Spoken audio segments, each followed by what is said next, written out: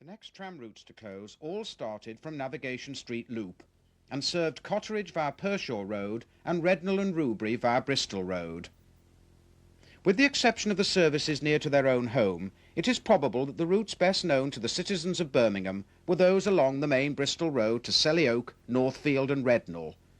Although Birmingham was primarily an industrial city, a relatively short trip to its boundaries on the north, east and south sides often gave access to pleasant countryside, but the undoubted favourite spot for a cheap and enjoyable day out was the corporation-owned Lickey Hills area of North Worcestershire.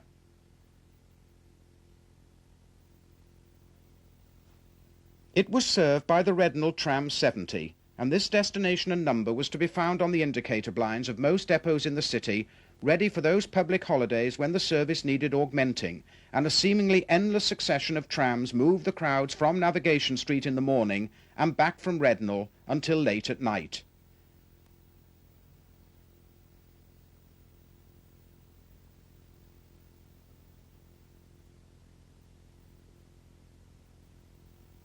To handle the additional traffic, the facilities at Rednall consisted of a normal stub terminal supplemented by a long single-track loop flanked by a curved passenger shelter.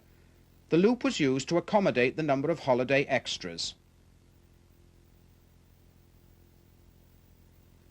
The terminus was approached along a steadily rising tree-line reservation in Lickey Road.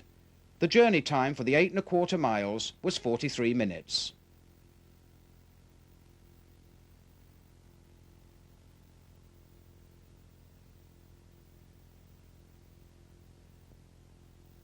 Descending Lickey Road, city-bound trams soon reached Longbridge, where the main Bristol Road came in from the left.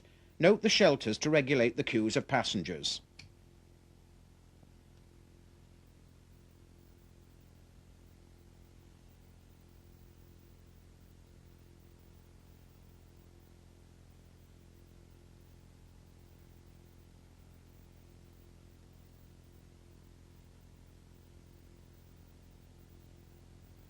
This stretch of Bristol Road carried a reserve track tramway branch, which reached the city boundary at the edge of the Worcestershire village of Rubery.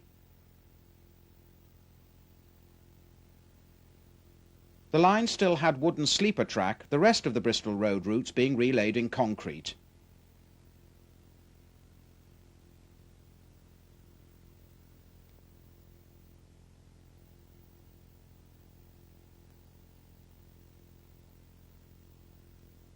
Longbridge Junction was dominated by the giant Austin Motor Works, and at shift change time hundreds of workers were transported by fleets of trams.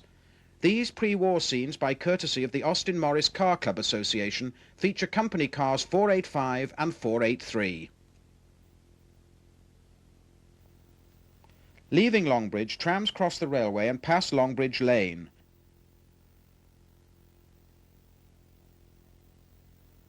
Then followed 2 miles of straight archetypal central reservation, leading to Northfield, where a section of congested street track in the centre of the village interrupted the fluency of the service on segregated tracks.